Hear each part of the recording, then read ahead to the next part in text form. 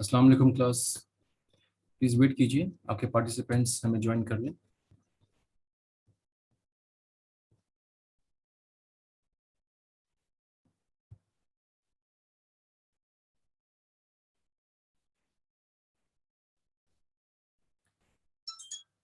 जी class में wait कर रहा हूँ ताकि आपके क्लास फेलोज भी ज्वाइन कर लें और फिर हम कंटिन्यू करते हैं।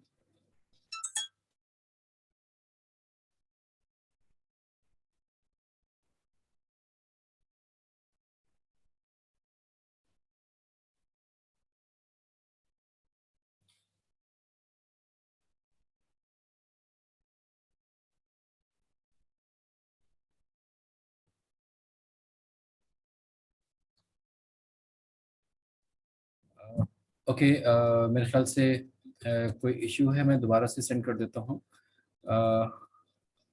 इनविटेशन।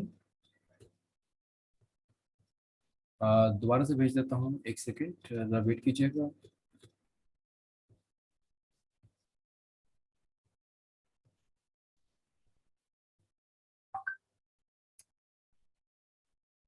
ठीक है, तो मेरे ख्याल से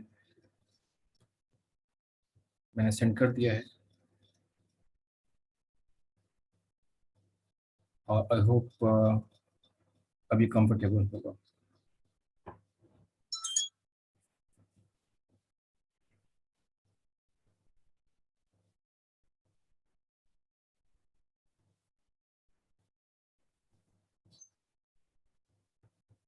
जी अब ठीक है, अब एडमिट हो रहे हैं और मैंने सबको एडमिट कर दिया।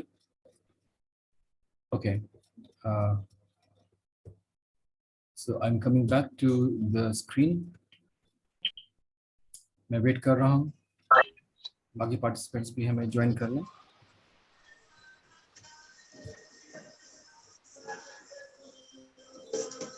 और जवेरिया, अगर मुझे आपको इंडिविजुअली म्यूट करना पड़ेगा।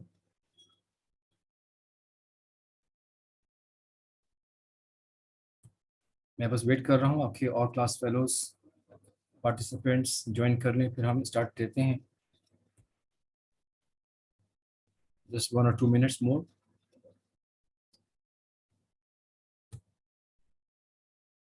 ओके क्लास, चले हम आहिस्ता आहिस्ता शुरू करते हैं अपनी बात को।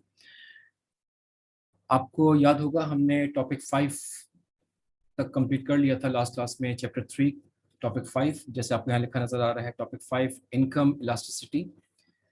हमने ये फार्मूलाज देखे थे कि हमारे पास किस तरह से हम यहाँ पर ई क्यू एम और percentage delta Q means quantity of X demanded divided by percentage divided by delta M की हम यहाँ पे बात करते हैं। और इसका फिर हमने एक न्यूमेरिकल एग्जाम्पल इसमें लिखा हुआ है डेमोन्स्ट्रेशन प्रॉब्लम 3-2 भी हमने डिस्कस कर ली थी। ठीक है, सो हम यहाँ से कंटिन्यू करते हैं पॉइंट्स टॉपिक 6 से, ऑब्टेनिंग इलास्टिसिटीज फ्रॉम डिमांड फंक्शंस। अब हमारे पास यहाँ पर कुछ डिमांड फंक्शन दिया गया है और लास्ट क्लास में भी मैं आपको बता रहा था कि इसको ज़्यादा कॉम्प्लिकेटेड मत समझिए, ये बहुत ही आसान सी बात है। इसमें हमारे पास जो आपको अल्फा नज़र आ रहे हैं, ये जैसे हमारे पास ABCD वेरिएबल्स लिखे हुआ करते थे, ये उसी तरह की बात हो रही होगी यहाँ पर। हम सिर्फ यहाँ पर वैल्यूज को पुट करेंगे और हमें आंसर्स मिलते चले जाएंगे। मतलब ये कि हम यहाँ पर कुछ वैल्यू पुट करेंगे, प्लस इन दोनों वैल्यूज को मल्टीप्लाई कर देंगे, प्लस इन दोनों को मल्टीप्लाई कर देंगे, और इसी तरह से हमारे पास ये कंटिन्यू रहेगा। तो इसलिए कोई इसमें प्रॉब्लम की बात नहीं है। मैथमेटिकल फार्मूलाज जब लिखे जाते हैं तो थोड़े से कॉम्प्लिकेटेड नज़र आते हैं, लेकिन एक्चुअली जब आप उनको अटेम्प्ट करेंगे, सॉल्व करेंगे, तो फिर देखा जाता है कि वो बहुत आसान से बन जाते हैं। ठीक है, तो इसको अभी हम देखेंगे तो आपको बहुत आसान सा समझ में आएगा। चलें हम कंटिन्यू करते हैं। हमें समझ में आ गया कि एक फार्मूला है quantity of X demanded. Last class में हमने पढ़ने का तरीका सीख लिया था कि इसको कैसे पढ़ते हैं। ठीक है, अब ये वेरिएबल्स हमें क्या रेफर कर रहे हैं, इसको अभी हम देखते हैं। ठीक है, और हमारे पास यहाँ पर जो टॉपिक 6 है, आज हम शुरू कर रहे हैं अपनी बात। This is about obtaining इलास्टिसिटीज from demand functions. Class मुझे आप 1 मिनट के लिए बता दीजिए अपने चैट के थ्रू कि आपको मेरी आवाज़ क्लियर आ रही है, प्लस आपको ये स्क्रीन प्रॉपर्ली विजिबल है। फिर हम बात शुरू कर लेते हैं।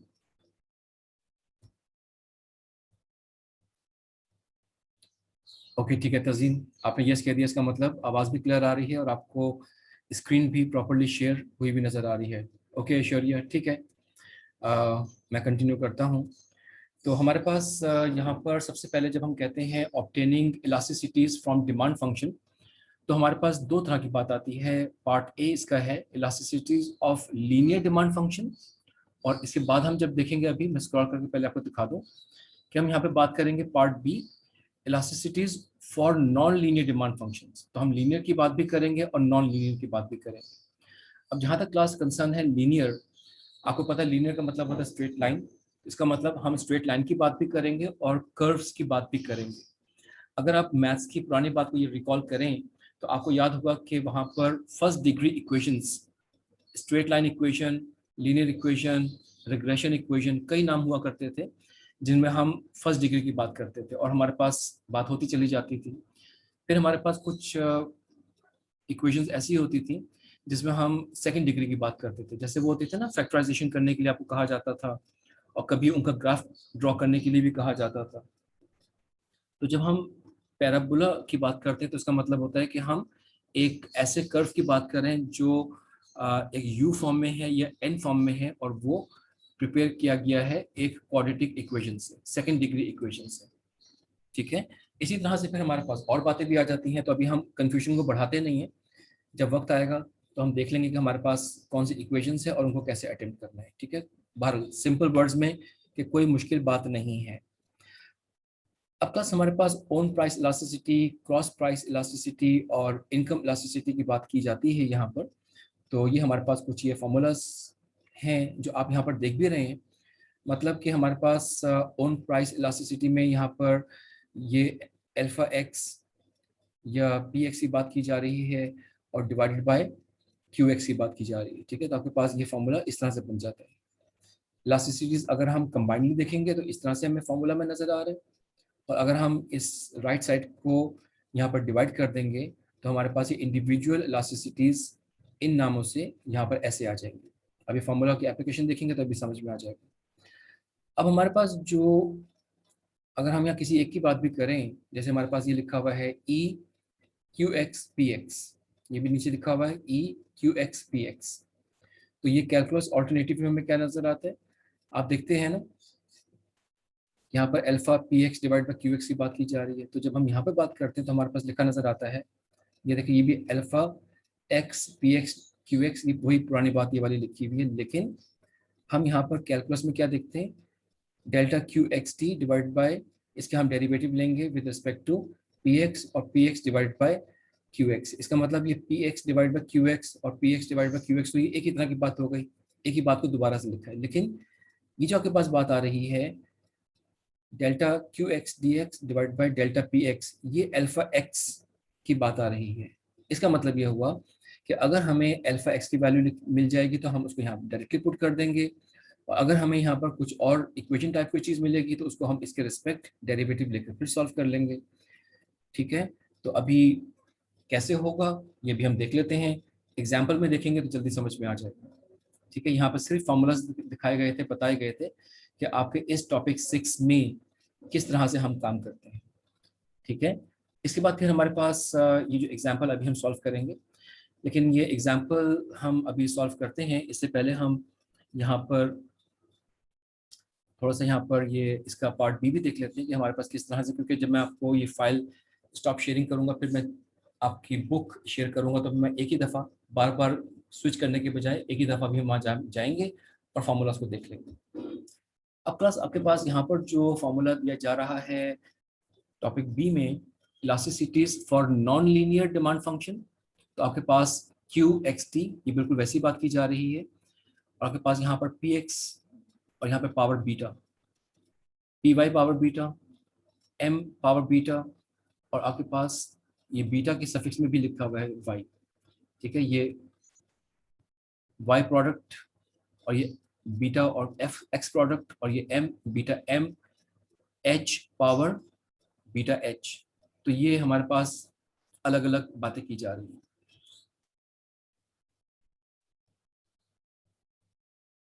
ओके, अब अगर हम इसमें, जब हमारे पास ये जितनी पावर्स और ये बातें लिखी हुई हैं, अगर हम यहाँ पर लॉग ले लेते हैं, नेचुरल लॉग बोथ साइड्स, तो हमारे पास यहाँ पर कुछ ln QXD, जैसे ऊपर आप देख रहे हैं यहाँ पे आपके पास ये ln आ गया, लेकिन राइट साइड पर हमारे पास ये जो भी हमारे पास पावर्स थी वो हमारे पास यहाँ पर आना शुरू हो जाएगी। जैसे कि हमारे पास C जो था उसको हमने बीटा नॉट लिख दिया, प्लस ये जो आपके पास बीटा एक्स लिखा हुआ है, बीटा एक्स ln px, तो ये पावर इनफैक्ट यहाँ पर आकर मल्टीप्लाई हो गई, ये लिखा ना px, ये पावर है तो यहाँ पर आ गई, ln के बाद हमने px लिख दिया, तो पावर हमेशा उसकी लेफ्ट पर आ जाती है, प्लस फिर इसी तरह से आपको नजर आ रहा है कि बीटा वाई पावर है, तो ये बीटा वाई मल्टीप्लाई हो जाएगा, और वैसे लिखा हुआ है पी वाई, तो ये ln पी वाई हो जाएगा। ठीक है, ये सब एक ही तरह से काम हो रहा है यहाँ पे। तो एक्चुअली हमने यहाँ पर ये देखा कि नॉन लीनियर में हमारे पास, इसको चाहे आप छोड़ दीजिए, ये तो इसलिए बताया था कि हम अगर हमें, जैसे यहाँ पे लिखा हुआ था ना, जैसे यहाँ पर ये लिखा हुआ था आपके पास, और मैं आपको थोड़ा जूम आउट करूँ ताकि आपको एक ही स्क्रीन पर दोनों चीज़ें दिखा सकूँ।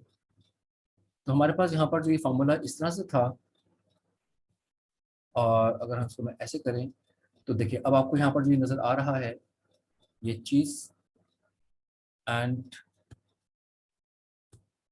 ये चीज़ आपको नज़र आ रही है। ठीक है, अब आपके पास यहाँ पर जितने भी नॉन लीनियर की बात हो रही, इन सब में आपके पास अल्फा के बजाय बीटा यूज हो गया, अल्फा के बजाय बीटा यूज हो रहा है, और ln यूज हो रहा है, लॉग की बात इन्वॉल्वमेंट होना शुरू हो गई। इतना ही डिफरेंस है ना। अगर हम इस फॉर्मूला को देख लें और थोड़ा सा याद करें तो हमें फौरन दोबारा लिखने में क्या नजर आएगा कि हम अगर लीनियर इक्वेशन के लिए फॉर्मूला लिखेंगे तो ऐसे लिखेंगे, और इन तमाम जगहों पर हम अल्फा नॉट, अल्फा एक्स वगैरह वगैरह को beta not, beta neck, beta x वगैरह वगैरह लिखेंगे, रिप्लेस कर देंगे, और साथ साथ हमें एल एन इन जगहों पे लिखना होगा दरमियान में, जैसे आपको ये लिखा नजर आ रहा है, ये लिखा नजर आ रहा है, ये लिखा नजर आ रहा है, तो ये आपके पास नॉन लीनियर डिमांड फंक्शन बन जाएगा। ठीक है, तो इसलिए कॉम्प्लिकेशन की कोई बात नहीं।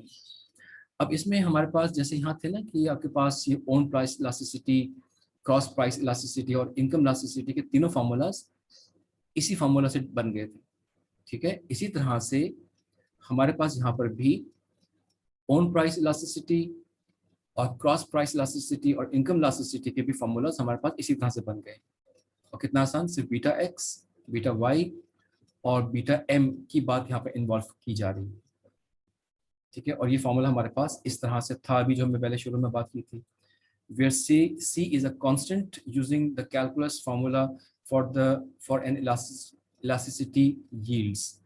तो ये आपको मैथमेटिकल फार्मूलाज लिखने का तरीका है, आपको बता दिया गया कि कैसे हैं, इसमें भी कोई कॉम्प्लिकेशन की बात नहीं है। फार्मूलाज देखकर घबराया मत करें, परेशान मत हुआ करें, उसकी वजह ये है, मैं आपको अभी बता चुका हूँ, जिन स्टूडेंट्स ने बाद में ज्वाइन किया उनके लिए दोबारा बता रहा हूँ कि फार्मूलाज जब मैथमेटिकल नोटेशंस के साथ लिखे होते हैं तो हमें थोड़ा कॉम्प्लिकेटेड नजर आते हैं, जैसे आपको ये थोड़ा कॉम्प्लिकेटेड नजर आ रहा है, लेकिन जब उसको हम अप्लाई करना शुरू करेंगे तो ये इंतहाई आसान हो जाएगा। ठीक है, मैं आपसे 1 मिनट में कंटिन्यू करता हूँ।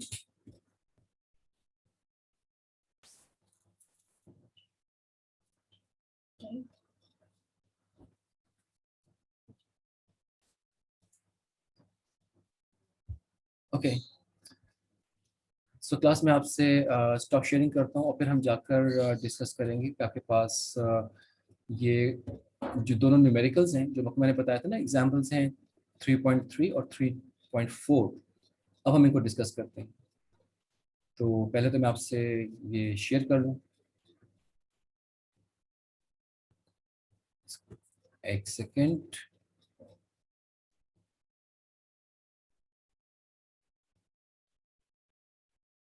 जी क्लास, आपको ये विजिबल हो गई ये टॉपिक? ठीक है, आप मुझे चैट में बता दीजिए कि आपको ये विजिबल हो गया है। जी अजहर अली, आप मुझे बताएंगे आपको स्क्रीन शो क्यों नहीं हो रही? जी Azhar Ali, I am talking to you, आप मुझे बताएंगे कि आपको स्क्रीन विजिबल नहीं हो रही है, ऐसा क्यों? अजहर अली, आप अटेंटिवली सुन रहे हैं ना मेरी बातें? मैं आपसे स्पेशली इसलिए पूछ रहा हूँ कि मैंने आपसे कहा था कि मैं स्टॉप शेयरिंग कर रहा हूँ और फिर मैं दूसरी स्क्रीन शेयर करूँगा, तो दरमियान में गैप तो आएगा ना। तो आप इतने बहुत जल्दी में हैं कि स्क्रीन शेयर नहीं हो रही, हालांकि मैं आपको बोल भी रहा हूँ। मैं सारी बातें बोल बोल कर इसलिए करता हूँ कि मैं फिजिकली आपके सामने खड़ा हुआ नहीं हूँ, और आपको मैं बता रहा हूँ कि स्क्रीन मैं स्टॉप शेयरिंग कर रहा हूँ। वर्ड फाइल जो आपके लिए मैंने नोट्स प्रिपेयर किए होते हैं। डियर, मैं समझ गया हूँ ज़रा अली, आपने जो कहा कि अब शो हो रही है, तो मैं आपको यही बता रहा हूँ कि मेरी आप आवाज़ भी सुना करें कि मैं आपको क्या बता रहा हूँ, ठीक है। तो मैं आपको बता रहा, इसलिए आप परेशान हो जाते हैं ना, तो बाकी स्टूडेंट भी सोच रहे हैं पता नहीं अजहर अली को क्या हो गया, उनकी स्क्रीन क्यों शो नहीं हो रही है। तो कोई प्रॉब्लम की बात नहीं होती है, शो हो गई है और शो ही मैं कर रहा था, ठीक है। स्विच करने में टाइम लगता है, 3-4 सेकंड लग जाते हैं, 5 सेकंड लग जाते हैं स्विच करने में। बहरहाल हम शो कर जो कर लिए है इसका डिस्कस करते हैं क्लास। ये हमारे पास स्क्रीन है क्लास, और हम यहाँ से डिस्कशन शुरू करते हैं। ये आपके पास ऑब्टेनिंग इलास्टिसिटीज, वही टॉपिक आपके पास है। लीनियर इलास्टिसिटीज लिखा हुआ है, ये फार्मूलाज लिखे हुए हैं, वही कैलकुलस की आपको मैं जो बात बता रहा था वो लिखी हुई है, ठीक है। अभी हमारे पास एग्जाम्पल है, डेमोन्स्ट्रेशन प्रॉब्लम 3-3। अब इसको हम पढ़ते हैं और आप देखेंगे बिल्कुल सिंपल, प्लस माइनस मल्टीप्लाई हम करेंगे और हमारे पास आंसर आ चुका होगा। चलें। The daily demand for invigorated PED shoes. अभी जो इनविगोरेटेड लिखा हुआ है ये बाहर एक खास तरह के पीईडी शूज हैं। इनविगोरेटेड पीईडी शूज समझ लें कि एक पर्टिकुलर टाइप के शूज हैं। अगर ये कंफ्यूजन क्रिएट कर रहा है ये वर्ड तो छोड़ दीजिए। एक खास शूज होते हैं, इज एस्टिमेटेड टू बी। तो यहाँ जो क्वांटिटी एक्स इस प्रोडक्ट की डिमांड बताई गई है, वो हमारे पास ये एक इक्वेशन दे दी गई है, ठीक है। अभी इक्वेशन में आपको जो मैंने कहा था ना कि ये P X, P Y, M और ए एक्स क्या चीज़ें होती हैं, पिछली डेमोन्स्ट्रेशन एग्जाम्पल में भी लिखा हुआ था और यहाँ पर भी। अब हम दोबारा भी पढ़ लेते हैं ताकि कंफ्यूजन, क्योंकि पिछले लेक्चर पिछले वीक का था तो उसमें कभी कभी हम भूल जाते हैं कि उसमें हमने क्या पढ़ा था, तो यहाँ दोबारा पढ़ लेते हैं। Where X represents the amount of advertising spend on shoes X. तो यहाँ पर एक्स प्रोडक्ट की बात की जा रही है ना, ये नीचे सफिक्स में लिखा हुआ है छोटा सा एक्स। तो ए का मतलब होता है एडवर्टीजमेंट, ठीक है। अब आप आइंदा भी याद रखिएगा, आपको क्वेश्चंस करने में भी आसानी हो जाएगी। P X is the price of good X, P Y is the price of good Y, and M is average income. तो हम यहाँ पर कस्टमर्स की इनकम और एडवर्टीजमेंट एक्सपेंस और अपनी दोनों प्रोडक्ट्स की प्राइस की बात कर रहे हैं, ठीक है ना। ये 4 हमारे पास ये डिटेल्स आ गई। अब लिखा हुआ है suppose good X sells at $25 a pair. Shoes हमेशा पेयर्स में होते हैं, पेयर ऑफ शूज कहा जाता है, तो इसलिए हमारे पास $25 की यहाँ पे बात हो रही है। And Y sells at $35। The company utilises 50 units of advertising and average customer income is $20,000। Calculate and interpret, calculate भी करना है और उसको इंटरप्रिटेशन भी देनी है। Calculate and interpret the own price, cross price and income elasticities of demand। जब ये तीनों चीज़ें आपसे पूछी गई हैं, क्वेश्चन की गई हैं, तो इसका मतलब है हम इन तीनों चीज़ों को इन फार्मूलाज के थ्रू, जो आपके फार्मूलाज अलग अलग लिखे हुए थे ना, ये वही फार्मूलाज हैं, तो उनके थ्रू हम इनको अलग अलग यहाँ पर एक्सप्लेन करेंगे, सॉल्व कर लेंगे।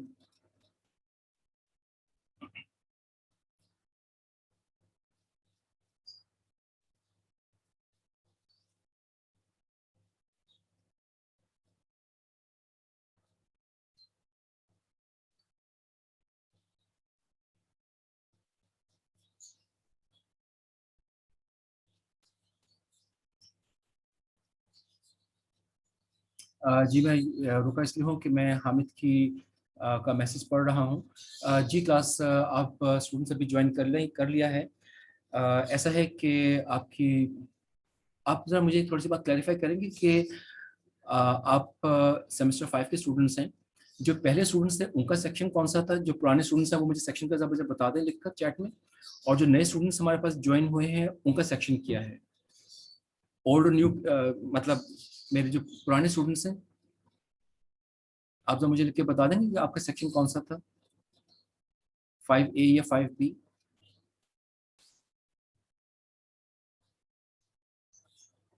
और जहाँ तक कंसर्न है हामिद आपका, चले हामिद आप ही बता दें कि आपका सेक्शन कौन सा था, मतलब आप ऑफिशियली आपका सेक्शन क्या कहलाता है। और बाकी स्टूडेंट्स को बता दूं कि हम पहले एक सेक्शन में आप लोग क्लास ले रहे होते थे, इस वक्त हमारे पास एक और स्टूडेंट्स हैं पूरी क्लास, जो उनका दूसरा सेक्शन था वो भी हमारे साथ इस वक्त ज्वाइन कर चुके हैं। और अब वो हमारे साथ ही क्लास लिया करेंगे। मतलब ये 2 क्लासेस इस वक्त मर्ज हो चुकी हैं मेरे पास अल्हम्दुलिल्लाह। तो ये new students accounting and finance 5th semester के हैं, और old students BS commerce 5th semester के हैं। अच्छा ठीक है, क्योंकि पहले भी मुझे ये बताया गया था कि मेरे पास 2 सेक्शंस हैं, 5A एंड 5B। तो बहरहाल हम ये समझ लेते हैं कि new students accounting and finance के हैं, और और जो हमारे पास ओल्ड स्टूडेंट्स हैं वो हमारे पास कॉमर्स के हैं। ठीक है, बस एक मिनट ज़रा आप रुकिएगा।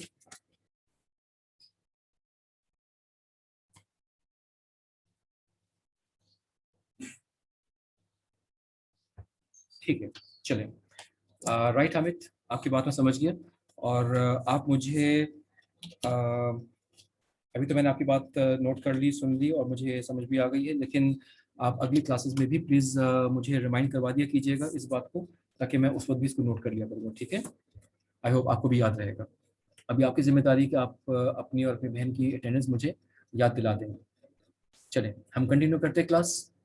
तो ये हमारे पास एक नई बात थी जो हमने यहाँ पर डिस्कस कर लिया, और बाकी सबको भी मालूम हो गया कि आपके पास अब हमारे जो क्लास पार्टिसिपेंट्स या स्टूडेंट्स हैं यहाँ पर, अगर कुछ नए नए नाम नज़र आएंगे तो वो डेफिनेटली हमारे अकाउंटिंग एंड फाइनेंस के स्टूडेंट्स हैं जो यहाँ पर हमारे पास इस वक्त साथ ही क्लास लेंगे। चलें, हम बात कंटिन्यू करते हैं। तो हम बात कर रहे थे क्लास के आंसर का मतलब सोल्यूशन।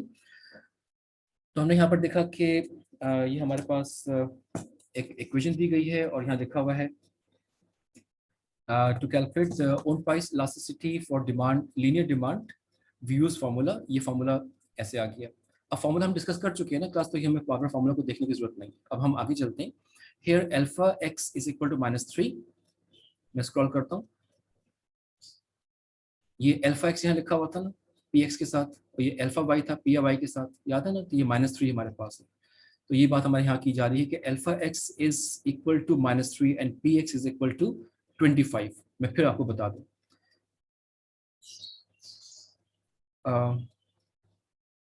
ये पी एक्स हमारे पास जो प्राइस थी हमारी एक्स गुड की, ये लिखा हुआ था ना क्वेश्चन की स्टेटमेंट में, suppose good X sells at $25 a pair. ठीक है, तो यहाँ पर ये 2 बातें जो बताई गई हैं ना, कि अल्फा -3 है वो इक्वेशन से पता चला, और जो लिखा हुआ है प्राइस एक्स वो $25 हमें क्वेश्चन की ही स्टेटमेंट में इक्वेशन के बाद हमें बता दिया गया था। ठीक है ना, तो ये -3 इक्वेशन लिखी हुई थी, और ये 25 हमने इसलिए पुट कर दिया। इसके बाद है the only other information we need to calculate the elasticity is the quantity consumed of X. ठीक है, तो हमें क्वांटिटी कंज्यूम ऑफ एक्स की बात चाहिए। तो हमारे पास ये जितनी क्वांटिटी कंज्यूम की बात हो रही है ये हमें चाहिए है, क्योंकि हमसे कहा गया है कि हमें ओन प्राइस इलास्टिसिटी फाइंड करनी है, जो कि हमारे पास ये होती है। हमें अल्फा एक्स मालूम है, हमें पी एक्स मालूम है, गिवन है क्वेश्चन के अंदर, और क्यू एक्स नहीं मालूम। तो क्यू एक्स उस इक्वेशन से हमें मिलेगा। ठीक है, और फिर हम इसको इस फॉर्मूला में पुट करेंगे। तो ये फॉर्मूला ये चीज़ है। मैं फिर रिपीट कर रहा हूँ, ये इक्वेशन आपके पास क्वेश्चन में गिवन थी अभी। क्वेश्चन यहाँ से स्टार्ट हुआ, ये इक्वेशन हमारे पास गिवन है। ठीक है ना, 100 -3 पी एक्स एक्सेट्रा एक्सेट्रा। तो हम यहाँ पर आ चुके हैं, और हमारे पास यहाँ पर ये इक्वेशन गिवन है। तो हम यहाँ पर -3 के यहाँ पे हमने पी एक्स पुट किया, 25 पी वाई पुट किया, मतलब price of Y product put किया। ये हमारे पास 20,000 की बात हो रही थी, और हमारे पास 50 यूनिट्स। ये 20,000 वो था ना income, M capital M income, और ए एडवर्टीजमेंट, वहाँ पर 50 की बात की गई थी। तो जब हमने इसको प्लस माइनस किया, सॉल्व किया, तो हमारा आंसर आया 65। और ये क्या होगा, यूनिट्स। इसका स्केल हो जाएगा यूनिट्स, क्योंकि हम यहाँ पर क्वांटिटी ऑफ एक्स डिमांडेड, तो क्वांटिटी तो यूनिट्स में ही होती है ना डियर। तो हमारे पास ये ऐसी बात हो जाएगी। अब हमारे पास ये Q X D X answer आ गया, हमें फाइंड करना है ये।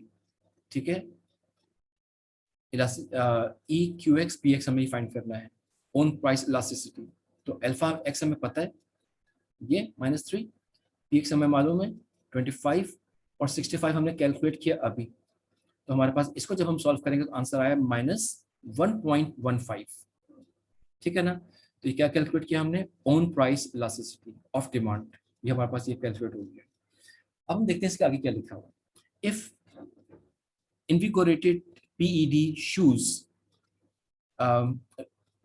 raises shoes price, अगर रेज करता है शूज प्राइस, क्योंकि वहां पे क्या था, शूज प्राइस की बात हो रही थी, the percentage decline in the quantity demanded of its shoes will be greater an absolute value than the percentage rise in price। तो वहां पर ये बात हो रही थी कि यहाँ पर आपसे कहा गया था कि the daily demand of these type of shoes is estimated to be, इस इक्वेशन से एस्टिमेट हमने किया, और फिर यहाँ लिखा हुआ था कि where a represent this, px और y और m यहाँ पर रिप्रेजेंट किए जा रहे हैं, ठीक है।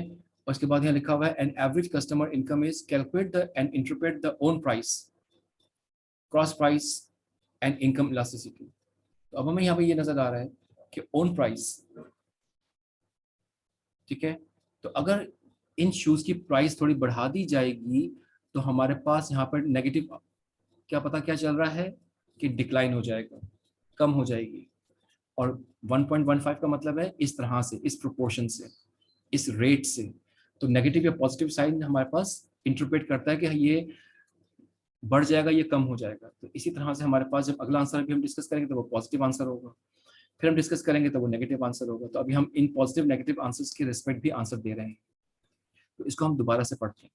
If invigorated PD raises shoe prices, तो अगर ये शू प्राइस को रेज करता है, ठीक है, अगर करेगा raise, the percentage decline in the quantity demanded of its shoes will be greater in absolute value than the percentage rise in price।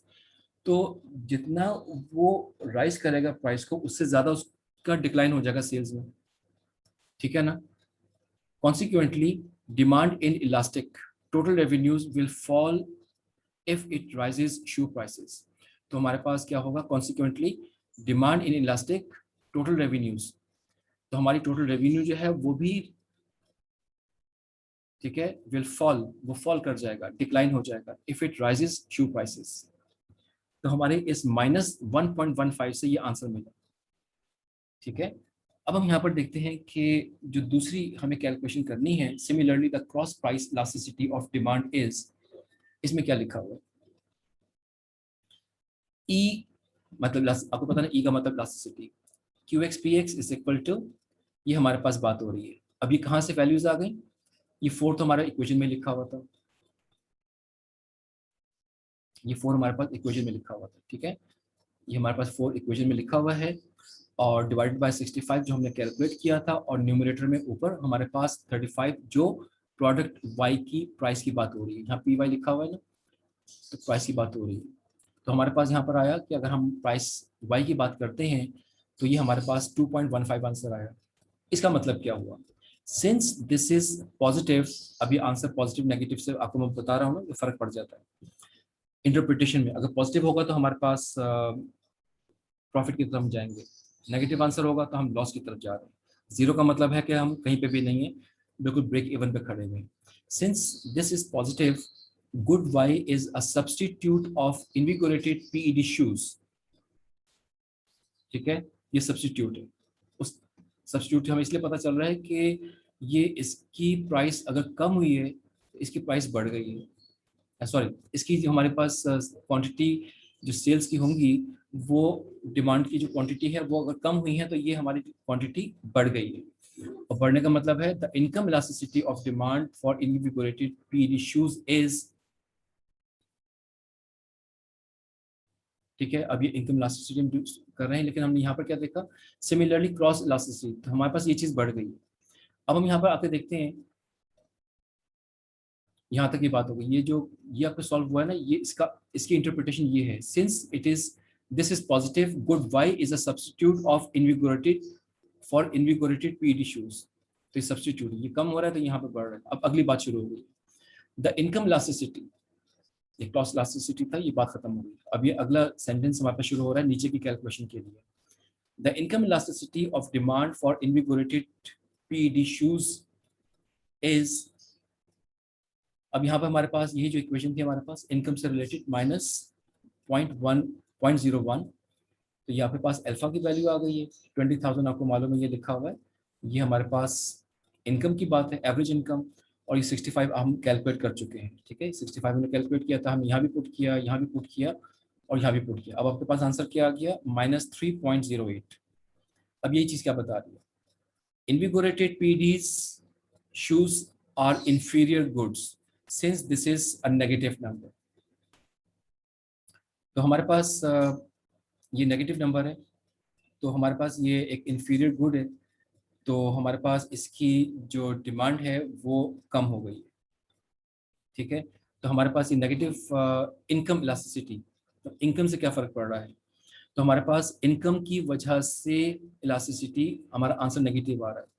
इसका मतलब क्या हुआ कि अगर हमारे पास यहाँ पर प्राइस बढ़ा दी है, तो अगर प्राइस में हम चेंज लेकर आते हैं तो हमारी इस इनकम पर लोग इस पर्टिकुलर टाइप के शूज को कम परचेज करेंगे, -3.08। इसका मतलब कि प्राइस बढ़ाने से तो हमारी डिमांड बढ़ जानी चाहिए थी, लेकिन डिमांड कम हो गई है। अभी फॉरेन क्या बता रही है बात, कि अगर प्राइस बढ़ाने से डिमांड कम हो रही है, कोई भी चीज़ एक प्राइस बढ़ जाए, फॉर एग्जांपल आप यूनिवर्सिटी में बर्गर खरीदते हैं, मैंने शायद पिछली क्लासेस में भी एग्जांपल बताई थी, अगर बर्गर की प्राइस है 100 रुपीज़ और अगर उसकी प्राइस 150 रुपीज़ हो जाए, तो क्या होगा, कंपैरेटिवली उस कैंटीन की बर्गर्स की सेल कुछ कम हो जाएगी, ऐसे ही होगा ना। तो इस तरह से आपके पास यहाँ पर भी बात हो रही है। सो क्लास हमारे पास, मेरे पास वो आ गया है मैसेज वार्निंग का कि हमारे पास अब 10 मिनट रह गए हैं इस सेशन 1 में। ओके, सो हमने कैलकुलेट कर लिया। इसके बाद हमने टॉपिक अभी डिस्कस किया था इलास्टिसिटीज for non linear demand function, जिसमें मैंने आपको कहा था कि सिर्फ ये मल्टीप्लाई होने की वजह से यहाँ पर कुछ ln की बात इन्वॉल्व हो जाएगी, मतलब लॉगरिथम की बात हो जाएगी, जिससे हमें कुछ परेशानी की बात नहीं है। हमें नजर आ गया कि हमारा फॉर्मूला ये बन जाएगा और हमारी इलास्टिसिटीज ये बन जाएंगी। तो अब हम देखते हैं कि हमारे पास यहाँ पर क्या बात हो रही है। तो हम आते हैं स्ट्रेटली स्क्रॉल करते हुए, वैसे जो ये स्क्रॉल मैं कर रहा हूँ, ये टेक्स्ट आपको लिखा नजर आ रहा है, ये सब उन्हीं की एक्सप्लेनेशन है। आप में से किसी स्टूडेंट ने भी अगर इन इन्फॉर्मेशन को ज़्यादा बेहतर तरीके से समझना हो तो इनको कभी रीड कर लीजिएगा, आपको बहुत ज़बरदस्त तरीके से समझ में आ जाएगा, ठीक है। तो हमारे पास अब ये नॉन लीनियर फंक्शन की डेमोन्स्ट्रेशन प्रॉब्लम 3-4 है। अब इसमें हमें नजर आ रहा है क्लास के, ये हमें एक इक्वेशन दी गई है, फिर भी हम पढ़ते हैं क्या लिखा हुआ है। An analyst for a major apparel company estimates, अब यहाँ पर apparel की बात हो रही है, an analyst, और वहां पर कोई एक एनालिस्ट है, ठीक है। तो ये जो एनालिस्ट है, तो ये क्या कह रहा है, an analyst for the major apparel company estimates that the demand for its raincoats is given by, तो वहां पे कुछ रेनकोट्स की एग्जांपल की बात की जा रही है, ठीक है। गिवन बाई ये इक्वेशन हमारे पास है, रेनकोट्स की बात हो रही है, where R capital R denotes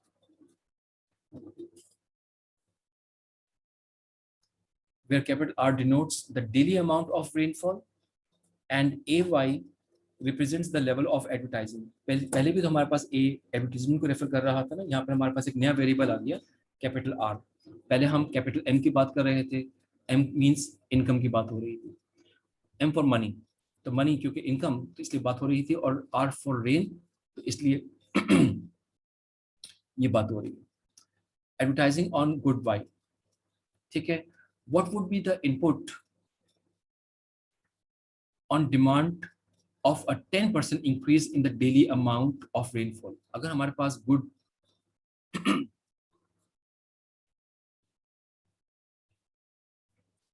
हमारी अगर 10% रेनफॉल इंक्रीज होती है तो हमारे पास हमारी गुड्स पे क्या फर्क पड़ेगा। देखिए इकोनॉमिस्ट जो होते हैं ना, वो इस तरह की बहुत सी चीज़ों को कैलकुलेट करते हैं। आपको मालूम है पाकिस्तान में जो करंट गवर्नमेंट ने दरख्त लगाने की मुहिम शुरू की हुई है, आप में से बहुत सौ को पता होगा कि करोड़ों बल्कि अरबों दरख्तों की बात हो रही है, और दुनिया में ऐसी बात हो रही है, दुनिया में इस वक्त कॉन्फ्रेंसेज और मीटिंग्स हो रही हैं कि माहौल को बेहतर कैसे करना है। आप जो लोग करंट अफेयर्स को कभी अगर पढ़ते हैं या कभी मीडिया पर सुनते हैं तो आपको जरूर पता होगा कि बहुत सारे मुल्कों की मीटिंग्स हो रही हैं इस चीज़ के ऊपर। इस पे अब फिर सऊदी अरेबिया भी इस पे बहुत से दरख्त लगाने जा रहा है और बहुत से बातें हो रही हैं। और जो लेटेस्ट अपडेट है उसमें ये कि बिल गेट्स का भी एक बयान आया है कि बिल गेट्स भी कह रहा है कि माहौल को बेहतर बनाने के जो बहुत सारे ऑप्शंस हैं उसमें सबसे बेहतर ऑप्शन जो दुनिया को फॉलो वो करने के लिए है वो वही है जो पाकिस्तान ने कही है, मतलब ज़्यादा से ज़्यादा दरख्त लगाना। तो उसकी वजह से हमारा माहौल बहुत बदल जाता है। जैसे आप देखते हैं ना कि ऐसे जगह हैं जहाँ पर दरख्त ज़्यादा होते हैं, वहाँ पर माहौल, वहाँ पर सब चीज़ें कितनी बदली हुई होती हैं। थोड़ी सी जनरल सी बात बता दूं आपको कि जब दरख्त ज़्यादा होते हैं तो बारिशें तो ज़्यादा होती ही हैं, ठीक है, लेकिन उसके साथ साथ जो उसका असर हम इंसानों पर पड़ता है वो भी बहुत ज़्यादा होता है। हमें ऑक्सीजन ज़्यादा मिल रही होती है, हमारी सेहत ज़्यादा बेहतर होती है, हम पे बीमारियां कम अटैक करती हैं कंपैरेटिवली। और हम ज़्यादा, मतलब हमें अच्छा भी लगता है। जैसे हम कभी अगर किसी पार्क में जा रहे हैं, किसी गार्डन में जाते हैं तो हमें नज़र आता है कि वहाँ पर बहुत सारे फूल पौधे हैं, दरख्त हैं, तो हम जहनी तौर पर खुश होते हैं, रिलैक्स फील करते हैं। तो ये दुनिया का जो इस वक्त ट्रेंड है, सोच है, वो इसी तरफ ही जा रही है। बहरहाल, तो यहाँ पर हमारे पास क्वेश्चन है कि अगर 10% रेनफॉल बढ़ जाती है तो हमारे रेनकोट सेल होने में क्या फ़र्क पड़ेगा। तो मैं बात एक्चुअली आपको ये बताना चाह रहा था कि जो इकोनॉमिस्ट्स होते हैं वो हर एस्पेक्ट, डिफरेंट वेरिएबल्स को स्टडी करते रहते हैं। हमने ऊपर की लीनियर एग्जांपल में देखा कि इनकम की बात हो रही है, यहाँ पे हम बात कर रहे हैं रेनफॉल की बात हो रही है। तो इसी तरह से किसी तरह के भी वेरिएबल्स अगर चेंज होते हैं, उनमें चेंजेस आते हैं, तो इकोनॉमिस्ट इन चीज़ों पे काम करते हैं, या कह दीजिए कि बिजनेस प्रोफेशनल्स इन सब चीज़ों को इवेल्युएट करते हैं, ताकि बजाय इसके कि जब 10% हमारी रेनफॉल बढ़ जाए अगर, तो उसकी वजह से रेन, अच्छा ये मतलब नहीं होता है कि कंटिन्यूस हमेशा हर सालों के लिए बढ़ जाए। अगर ये वेदर फोरकास्टिंग डिपार्टमेंट से इस एनालिस्ट को ये पता चल गया कि अगली जो हमारे पास मानसून सीजन होगा उसमें 10% रेनफॉल ज़्यादा होगी या 10% रेनफॉल कम होगी, दोनों बातों को सोच लें, तो हमें रेनकोट्स कितने ज़्यादा सेल करने हैं। अब रेनकोट का मतलब है कि हमें कितना ज़्यादा रॉ मटेरियल परचेज करना है, ठीक है। अब सोचें कि अगर आप बिजनेस एनालिस्ट हैं तो आपने सोचा कि यार 10% रेनफॉल कम होगी तो रेन कोट्स कम बिकेंगे, तो इसका मतलब मैं जब रॉ मटेरियल मंगवाऊं इतने लाखों रुपए का अपनी फैक्ट्री के लिए, अपनी कंपनी के लिए, फर्म के लिए, तो मुझे ज़्यादा नहीं मंगवाना चाहिए, इसलिए कि फिर वो ज़्यादा बिकेंगे नहीं। जब ज़्यादा बिकेंगे नहीं तो फिर मेरी अमाउंट स्टक हो जाएगी, और जब अमाउंट स्टक हो जाएगी तो फिर मैं क्या करूँगा, या तो मुझे बहुत कम प्राइस में उनको सेल करना पड़ेगा, और या फिर मुझे नुकसान होगा, तो इसलिए मैं मंगवाऊँ ही कम ताकि मैं अपनी अमाउंट को किसी और जगह पे इन्वेस्ट कर दूँ। वॉइस वर्सा, आप समझते हैं कि रेनफॉल ज़्यादा होगी तो आपको बजाय कि आपके कस्टमर्स जो आपके ब्रांड को देखकर रेनकोट परचेज करते होंगे, अगर वो मार्केट से जल्दी खत्म हो जाएंगे तो फिर क्या होगा, कस्टमर्स दूसरे ब्रांड्स को परचेज करना शुरू करेंगे, ठीक है, तो फिर डेफिनेटली उसमें भी आपको नुकसान होगा। तो दोनों सिचुएशंस में कम रेनफॉल होना या ज़्यादा रेनफॉल होने की वजह से हमारी सेल्स क्वांटिटी डिमांडेड में फ़र्क पड़ रहा है, और जब क्वांटिटी डिमांडेड में फ़र्क पड़ रहा है तो फिर हमारे बिजनेस में फ़र्क पड़ रहा है। तो आप देख रहे हैं कितनी इंपॉर्टेंट बातें हैं ये जो हम जितनी डिस्कस कर रहे हैं, ये आप बिजनेस प्रोफेशनल्स ये सब काम करके देते हैं। अब आप लोग जो कॉमर्स के स्टूडेंट्स हैं या अकाउंटिंग एंड फाइनेंस के स्टूडेंट्स हैं, अब ये आप क्यों पढ़ रहे हैं, आप इसलिए पढ़ रहे हैं कि आपको बताऊं कि जो हमारे ऑर्गेनाइजेशंस होती हैं, आपको बताऊं कि जो ऑनर होता है, ओन करता है कंपनी को, उसके पास जितने भी डिपार्टमेंट्स हैं उनके हेड्स के साथ मीटिंग्स होती रहती हैं, चाहे वो मार्केटिंग हेड हो, सेल्स हेड हो, मैन्युफैक्चरिंग हेड हो, अकाउंट्स हेड हो, फाइनेंस हेड हो, वगैरह वगैरह, जितने भी हेड ऑफ डिपार्टमेंट्स होते हैं सबकी मीटिंग्स होती हैं और सब सब मिलते हैं। लेकिन ऑनर के सबसे नज़दीक जो ऑफिस होता है, लोकेट करता है, मतलब बिल्कुल नेक्स्ट रूम, आपको पता है वो किसका होता है, फाइनेंस हेड का होता है, बिल्कुल नज़दीक। क्योंकि ऑनर को सबसे ज़्यादा जो डिस्कशंस करनी होती है वो फाइनेंस हेड से करनी होती है। हम इतना फाइनेंस अरेंज करेंगे तो क्या होगा, ये कैसे आएगा जाएगा, वो तमाम चीज़ों की फिजिबिलिटी और डिस्कशन और डिटेल्स बताता रहता है, और फौरन उस पर डिसीजन मेकिंग होती रहती है। बाकी डिपार्टमेंट से तो काम चलता है, लेकिन फाइनेंस का ताल्लुक काम फौरन उसी वक्त ही हो रहा होता है, बार बार हो रहा होता है। अब यहाँ पर जो बात हो रही है कि कितनी इन्वेस्टमेंट लेनी है, तो बहुत सी ऑर्गेनाइजेशन अपनी इन्वेस्टमेंट करने के लिए बैंक्स से या फाइनेंशियल इंस्टीट्यूशन से लोन लेते हैं। तो जब वो लोन लेंगे और वो कई लाख का लोन लेंगे, या बहुत बड़ी ऑर्गेनाइजेशन है तो वो कई करोड़ का लोन लेगी, तो वो लोन ज्यादा लें या कम लें, अप्रोप्रिएट फिगर क्या होने चाहिए? अंदाजन बातें तो नहीं होंगी ना कि अंदाजन चलो इतना लोन ले लो, क्योंकि उसका इंटरेस्ट भी पे करना पड़ेगा। तो इसलिए बड़ी सेंसिटिव बातें होती हैं और इससे बिजनेस की प्रॉफिटेबिलिटी पे फर्क पड़ता है। ठीक है, तो ये प्रॉफिटेबिलिटी को बढ़ाने के लिए ये तमाम कैलकुलेशंस की जा रही होती हैं। अब हम फर्दर पढ़ते हैं क्या लिखा हुआ है। हमने यहाँ तक पढ़ लिया था कि 10%, दोबारा पढ़ लेते हैं। What would be the impact on demand of a 10% increase in the daily amount of rainfall? What would be the impact of a 10% reduction in the amount of advertising directed towards goods, good buy? तो अगर हमारे पास 10% हम advertisement जो good bye पे कर रहे हैं उसको भी हम कम करते तो क्या फर्क पड़ेगा? Can you think of a good that might be good buy in this example? तो क्या फर्क पड़ेगा, क्या वो गुड बाय होगी इस एग्जाम्पल में? तो हमारे पास यहाँ पर जो कैलकुलेशंस की जा रही हैं, ये देखिए आपको मैं बता दूं कि आंसर यहाँ से शुरू होगा और ये कैलकुलेशन आपके पास कुछ यहाँ तक जाएंगे। ठीक है, ज़्यादा मुश्किल नहीं है, बस इसको थोड़ा समझना है। और यहाँ पर हमारे पास टाइम कम रहेगी और ये हमारे पास